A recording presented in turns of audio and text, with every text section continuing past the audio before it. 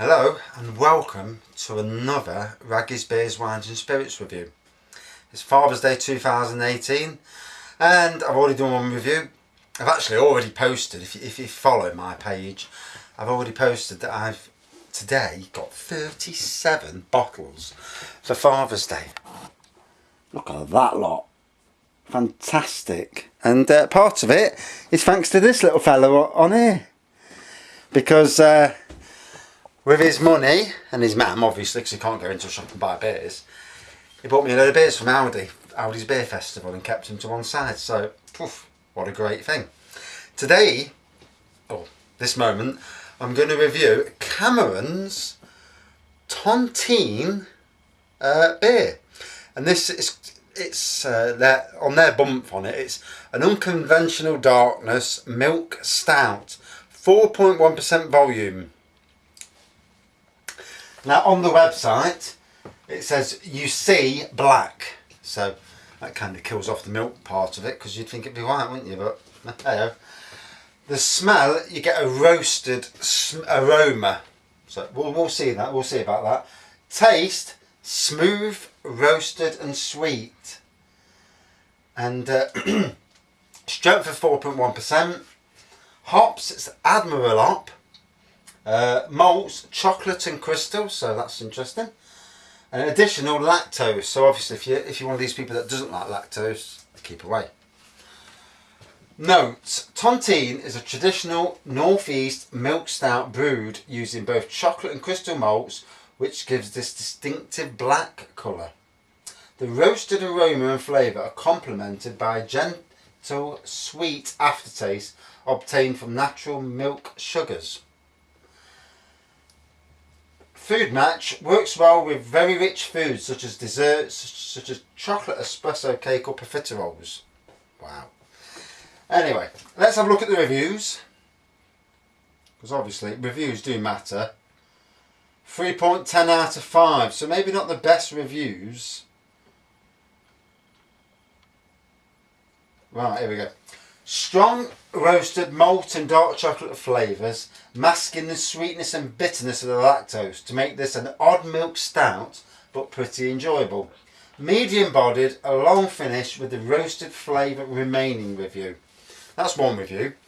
And this is again on Rate Beer.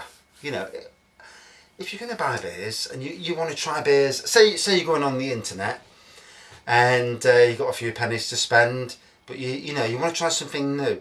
Always look at the beer review sites, or go on YouTube and look at search for beer reviews, because if you're paying, say, something like £4 or £5 a beer, especially if you're in America or anywhere around the world and you're trying to get a British beer, you don't want to pay for something that's dire. Obviously everybody's got their own opinions on things.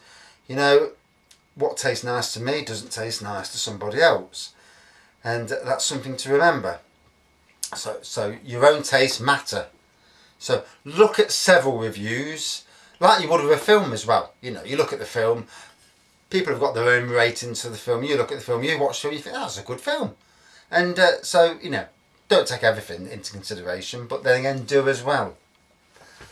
Another one, dark brown coloured pour with a lasting frothy tan head.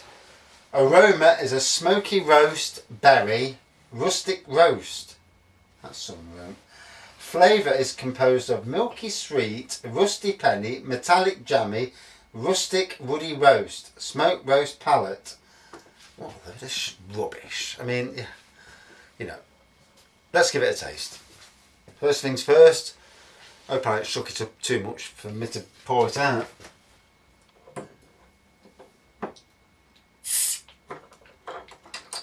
Right, luckily it's not spewing over like the last beer just did. Here's the pour. Very dark in colour, certainly very black.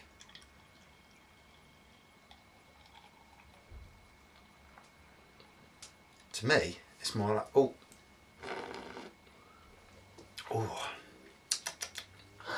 to me, it's more like a chocolate stout than a milk stout. And yeah, I can smell the chocolate in it. So, milk stout, chocolate more like. Good head on it. Maybe I should have left it a bit longer before I tilted the the bottle up. I can smell the chocolate. I can actually taste milk as well, the sweetness from the milk. It's got a nice taste to it, to be fair.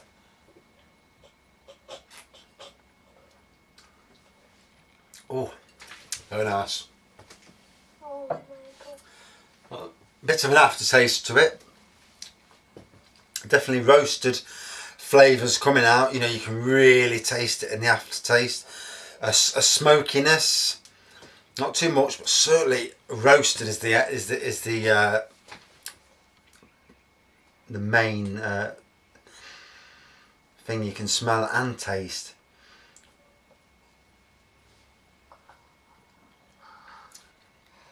Ooh. Now, if you're a stout lover, if you like your Guinness or your porters, I don't know what the real difference is between stout and porters, but if you like your stouts and porters, you're going to love this. You know, it's everything. It's strong in texture, strong in flavour. Maybe not so strong in smell, but that might be just because I suffer with hay fever. So this time of the year, it does hamper my smell buds.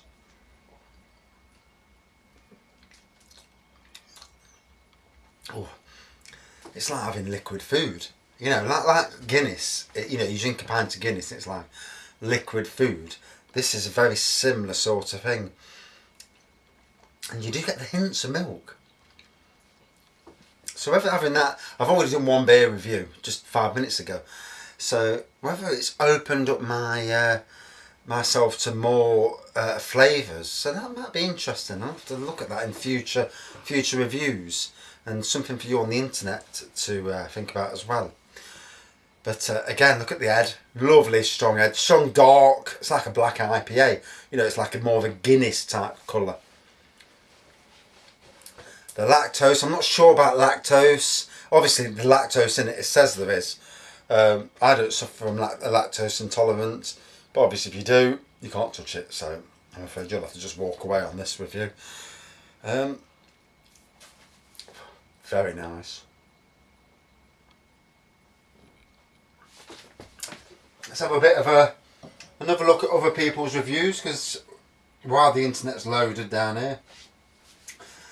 Right, bottle, very black, medium body, although I struggle with the bottle's description. That is a milk stout, as I can't trace any milk flavour. I did a very small bit. Still a reasonably drinking beer and a reasonable example of its style. Found the name a bit off-putting. Bottle from Morrison's, yep. This, I bought it from Morrison's as well, at Morrison's in Bulwell. So your local Morrison's, like all stores around the country, they'll stock certain beers for certain areas. So say if you live in Wales, you'll get a lot more Welsh beers. If you live in Scotland, you'll get more. And around the country, Morrison's, Asda and Tesco do support their some local breweries, which is great. Got to support your local breweries. Real ales is the big thing these days. Support these local breweries. Right, let's try and read a bit more negative of a review. Near black with a beige creamy head. Yeah, we'll go with the creamy head. Burnt coffee with gritty dark chocolate. Rough on the palate. Depends on your palate. Lacks the expected lactose sweetness and body. Okay as a standard stout. Yeah, I'll go with the okay, that side of things. Pours mahogany brown with an average sized off-white to beige head. Aroma of chocolate, moderate roasted, malt like coffee and lactose, medium plus sweetness, light roasted bitterness. So like everybody, creamy head, roasted flavouring. You can taste the milk. I don't know where that bloke was on about, or woman. But yeah, you can taste the milk ever so slightly in the taste. Strength, to me, what is it again? Oh, one bottle. Strength, 4.1%. So they're saying this is the same strength as Foster's. To me, much stronger than Foster's. You know, Foster's lager, that is a 4.4%, same as your Carlsberg, all about 4%. This 4.1, no, I wouldn't class it as a 4.1, unless it's just the taste of it. But to Guinness stout lovers, you're going to love this. You know, it's, wow, you know. I've tried Guinness Milk Stout. Again, I wish I'd reviewed all these from years, because I've tried so many different beers. And next time I go shopping, I'm going to have to make sure that I don't buy anything I've already reviewed. So I have to start having a list of reviews. But, very nice beer so far. Let's keep going down.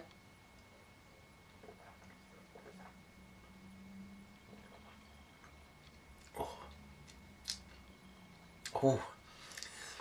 So, as you're going down the pint,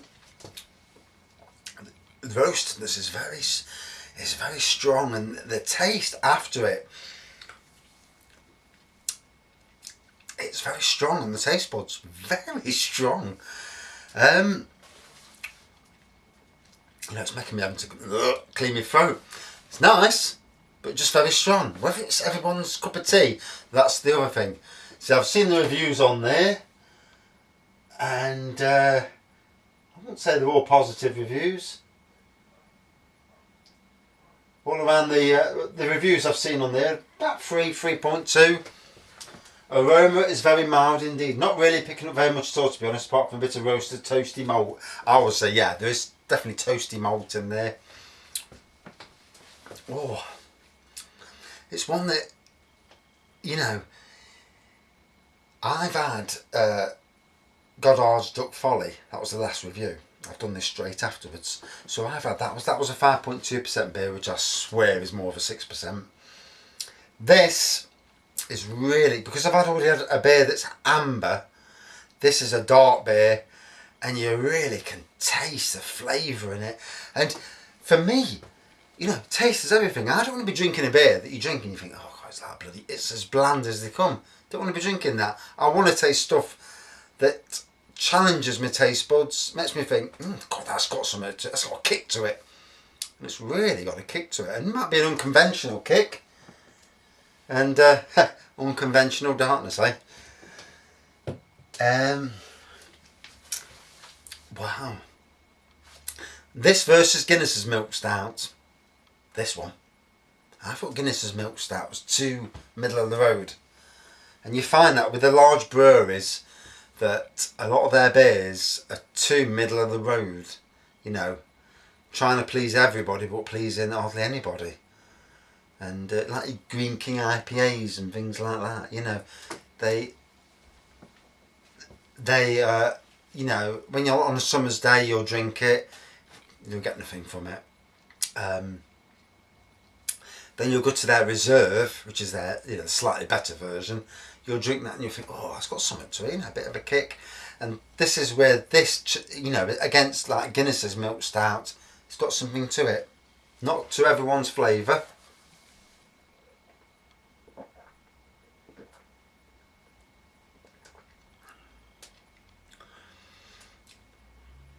Oh, wow. You really can get the intenseness off the taste, you know. Really strong roastiness and toastiness, so you can understand where other people's reviews, and I like to look at other people's reviews because one, I like to see, you know, what they say, and if I get what they're getting, because if I get what they're getting, then I know that I'm progressing myself in my taste buds. So as you would at home, you know, if you're watching this and you think, yeah, I can understand what he's saying.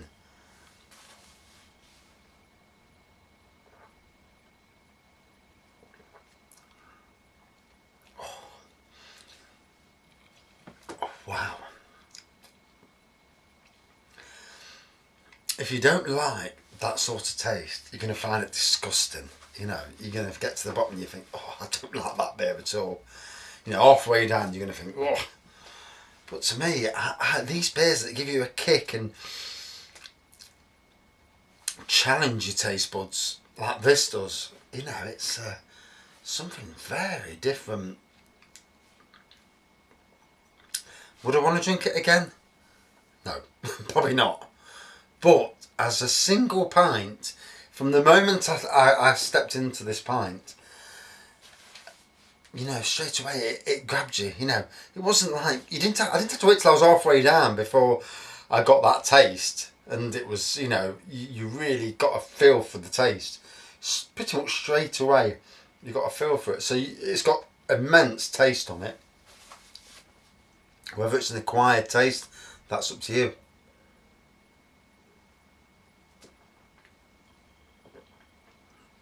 Even to the last drop, still keeping its head. Does Guinness do that? Maybe. And the taste, whew, nah, out of 5. I gave the one earlier quite a good score. With this, it's definitely in the 4 area because it is nice. Drinkability, again, would I have 2 pints? I don't think I could take 2 pints because it's so intense. So even though it's nice, really, but maybe it's a little bit too strong on the flavours. So I'd say about a 4.3. You know, a very good beer, but maybe just slightly too intense on them flavours.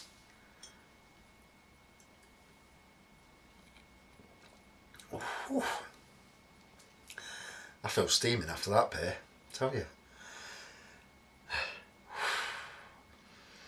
That's one of them where a pint is an experience. You know, as a beer drinker, you'll drink some, especially on a thirsty day. You'll drink a pint, it goes down. 20 seconds later, you've gone to the bottom of the pint. You thought, yeah, it's quenched me first, but what did I taste? That is something very different. Wow. Try that. You've got to try it, and I want to see what people think. Whew. Thanks for watching.